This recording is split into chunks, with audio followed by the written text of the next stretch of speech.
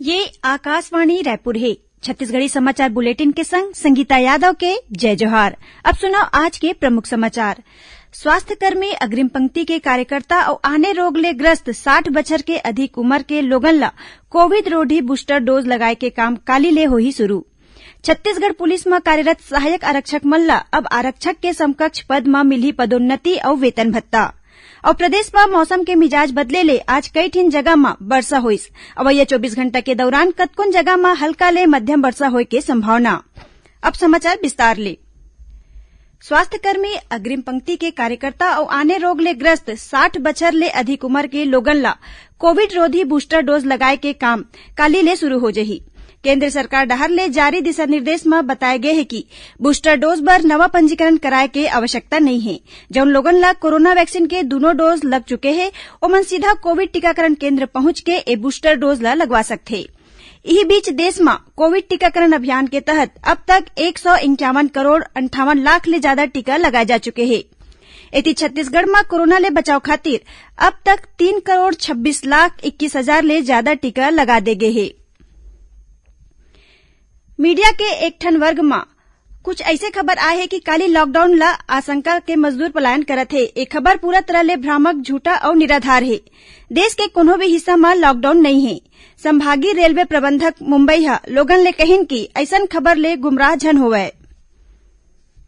प्रदेश में ए दिन कोरोना संक्रमण के मामला में तेजी ले बढ़ोतरी होवत है। प्रदेश के पॉजिटिविटी दर घलो बाढ़ के 7.43% में पहुंच गए है। काली प्रदेश में कोरोना संक्रमण के 3,455 नवा मामला आगू आए है। इमले रायपुर जिला में सबले ज्यादा 1,024 मरीज मिले हैं, जबकि दुर्ग जिला में 463, रायगढ़ में 455 और बिलासपुर जिला में कोरोना संक्रमण के 372 मामला आगू आए है। वर्तमान में 13,000 ले ज्यादा मरीज मन के इलाज प्रदेश के आने अस्पताल या होम आइसोलेशन में चलत है। काली प्रदेश में कोरोना संक्रमण ले 4 मनखे के मौत होइस। इही बीच प्रदेश के लोक स्वास्थ्य यांत्रिकी मंत्री गुरु रुद्र कुमार, विधायक धीरेन्द्र साहू और पूर्व विधायक श्रीचंद सुंदरानी के संगे संग महासमुंद कलेक्टर डोमन सिंह घलो कोरोना संक्रमित हो गए है। उन्हें रायपुर जिला प्रशासन हा कोरोना प्रभावित मरीज मन ला तत्काल सहायता देवाए बर कंट्रोल रूम के संचालन शुरू करे है। कंट्रोल रूम में नियुक्त डॉक्टर, काउंसलर और कर्मचारी मन के टीम मरीज मन के सहायता में लगे है। नोडल अधिकारी डॉक्टर अंजलि शर्मा के नेतृत्व में 150 कर्मचारी ए काम में जुटे है। होम आइसोलेशन में रह के कोरोना के उपचार करवात मरीज मन के जरूरत ला पूरा करे के काम ला ए टीम हा करत है। केंद्रीय स्वास्थ्य मंत्री डॉक्टर मनसुख मांडविया हा कहिन है कि नीट पीजी 2021 काउंसलिंग बुधवार ले शुरू होही। ओमन हा ट्वीट में कहिन कि उच्चतम न्यायालय के आदेश और रेसिडेंस डॉक्टर मन ला स्वास्थ्य मंत्रालय के आश्वासन ला देखत चिकित्सा परामर्श समिति हा काउंसलिंग शुरू करत है। ओमन कहिन कि खबर ले कोविड ले निपटे में देश हा ज्यादा मजबूत स्थिति में होही। प्रदेश में कोरोना संक्रमण के बढ़त मामला ला देखत छत्तीसगढ़ स्वामी विवेकानंद तकनीकी विश्वविद्यालय भिलाई में सेमेस्टर परीक्षा ऑनलाइन होही। इस संबंध में विश्वविद्यालय हा आदेश जारी कर दे है।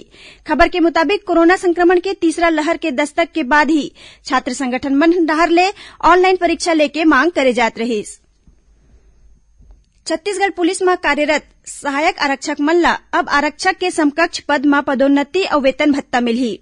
इस संबंध में पुलिस महानिदेशक के प्रस्ताव तैयार कर शासन ला भेज दे गए है। राज्य शासन के ए पहल में सहायक आरक्षक मन के वेतन में बढ़ोतरी होही और ओमन हा आने भत्ता और सुविधा मन के पात्र घलो होही।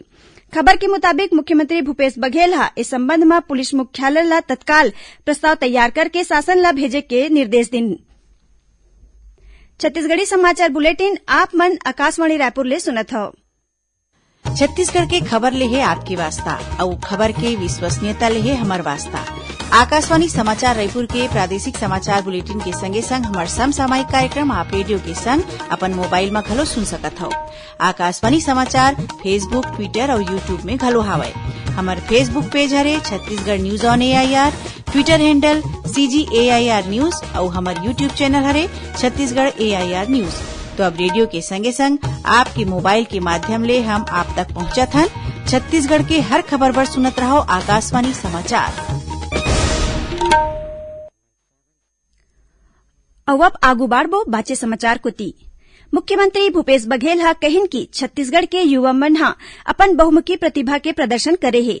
इहाँ युवा प्रतिभावान ला सवारे अउ ओमन ला अवसर दे आगू बढ़ाए के दिशा म कतकोन कदम उठाए गे हे।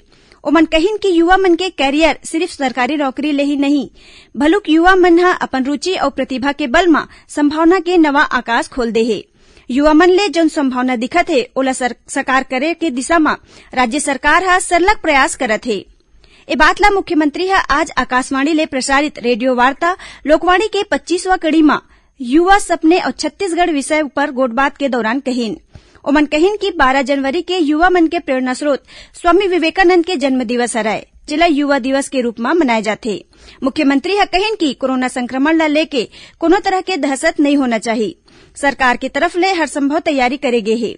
फिर सबो लोगन ला कोरोना प्रोटोकॉल के पालन करत सचेत रहे के सावधानी रखना जरूरी है। श्री बघेल कोरोना ले बचाव बर टीका के दोनों डोज लगवाए के अपील करीन। बलौदाबाजार भाटापारा जिला में आज शिक्षक पात्रता परीक्षा टीईटी के परीक्षा देवाए बर जात परीक्षार्थी मन ले भरे एक ठिन वाहन अनियंत्रित होके पलट गे। ए हादसा में एक झिन परीक्षार्थी के मौका में ही मौत हो गई, जबकि 2 झिन आने परीक्षार्थी घायल हो गए। ए 4 पहिया वाहन में 7 परीक्षार्थी सवार रहेन।